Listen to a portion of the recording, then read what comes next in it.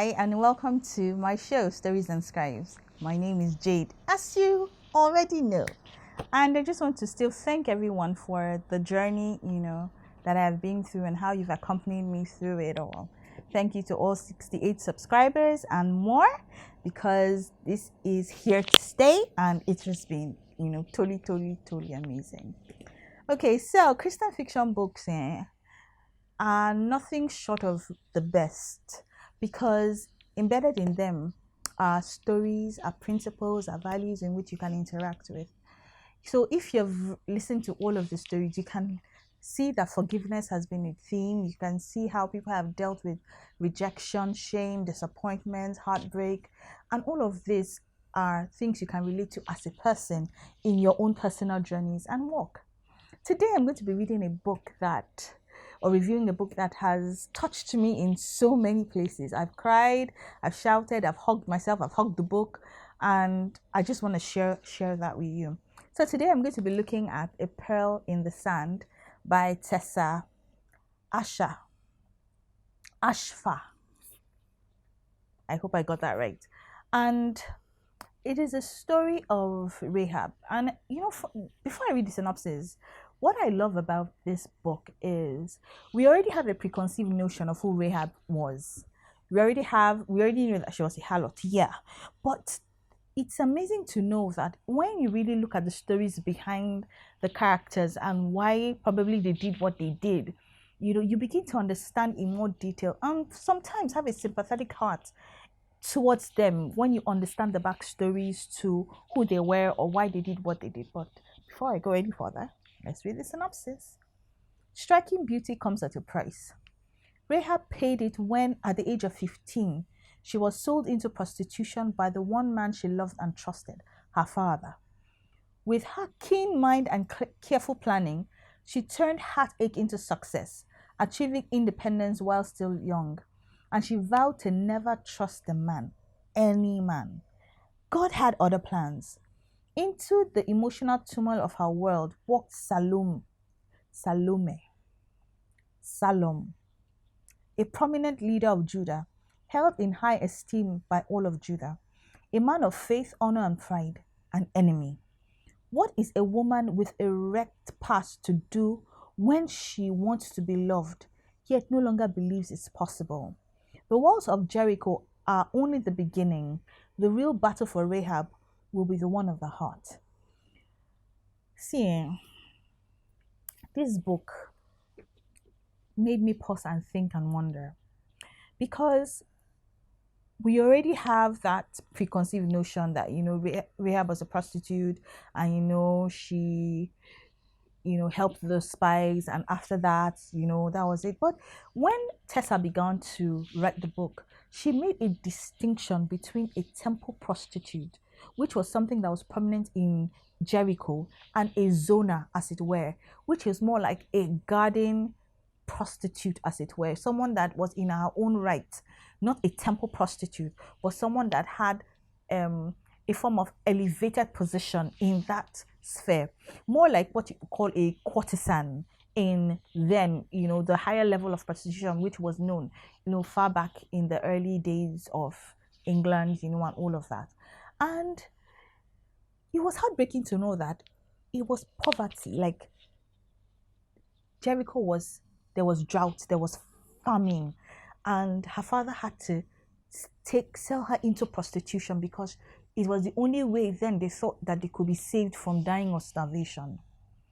And you can imagine someone she called Abba, someone she reverenced, somebody she thought of as her all in all, was able to deny her and deprive her of the life she would have had as a normal child into the life of prostitution, and sold her to someone who, yes, had a lot of money, but after 3 months had expended her. What I loved about her in the beginning was her tenaciousness and her ability to take control of the narrative that was given to her.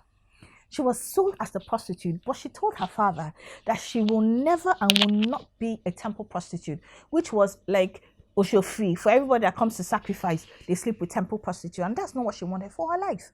So she told her dad, if this is the thing you want me to do, and this is the narrative you want my life to become, then I will take it over. She said, take me to this man so that I can do what you want me to do with him, and then I'll be able to handle the process myself. And which was what she did. It got so, she took hold of that narrative so much so that she was known as a zona, like a high class prostitute in those days. So she took her clients, she screened her clients, she knew that I will be with you for a particular period of time, after which our contract is over. And that was the way she took hold of the narrative of her own life. I know that there are sometimes life deals with us hands that we cannot even imagine. And I'm not saying prostitution is the way to do it. It is not. God has never advocated for it. I will never advocate for it. But I'm saying that no matter what life deals with you, whatever narrative somebody wants to put on you, reject it and begin to take your own narrative. Reject it and begin to take your own narrative. You don't have food to eat. You don't have things to do. You don't have opportunities to have. Because she was Jericho, she could have prayed. Because she was a pagan, she could have sought a life that God was in charge of. Sought God. And that's the privilege we have as Christians, or people that believe in God, that whatever life deals with us, we can go back to God. We can go back to God for a solution. We can go back to God for a thought, for an idea. We can go back to God to help us out in whatever situation she was. So the beautiful thing about God is that we can go to him. We can go to him. We can go to him. When Rahab was growing up, then in the pagan world, they worshipped a god Baal, Molech, as you have heard. And what she experienced was her own brother gave up their firstborn to Molech in fire. And if you have a God that will take life to be appeased, then what kind of God is that? So you can see why she was even vehement to say that I will not be a temple prostitute, and I will make my own narrative even in this disadvantage that it seems that I am. Amazing, amazing stuff. And as she continued to grow, and because, she was living in the wall, and in short, to get a space on it, it's just like getting a choice property in maybe Banana Island or in Lekki or, somewhere, or Ikeja or somewhere like that. She was so rich because she courted only the high and the powerful that she got a spot on the wall. And on the wall, it will be the most guarded place because there'll be soldiers patrolling the wall. The walls of Jericho, that's what we're talking about. And she had her ears to the ground. So imagine, because she was dining and courting rich and powerful men, she was able to glean information about things that were happening, and not just normal things or normal gossip on the street, but strategy in warfare. She could hear the heart of the king concerning matters, and that information is power. So when the dread of the children of Israel was coming, she heard rumors, and then she was courting someone that was the head of the army, like the commander-in-chief, of the army of Jericho. And he was telling her that, see, I know these people, and the fear that we have is legitimate, because in their triumph all through the cities that they have conquered, they have not failed, and it has been supernatural victories. Let me tell you, we that are of God have supernatural victories. When God is for you, who can be against you? It is a real thing when the Bible says, if the Lord is for, who can be against you? Sit down and think about it for a moment and begin to glean from it the truth and the reality of those words. So, when the spies came and she heard that there were spies, she tactically took them and hid them. And from there, because she understood that the dread of Israel is not a joke, she collected from them a promise that she will be saved, not just for her and her family. And when the spies left, they gave her put a scarlet thread, a scarlet rope down on your building. Don't forget, she was already her house was already hid from the wall.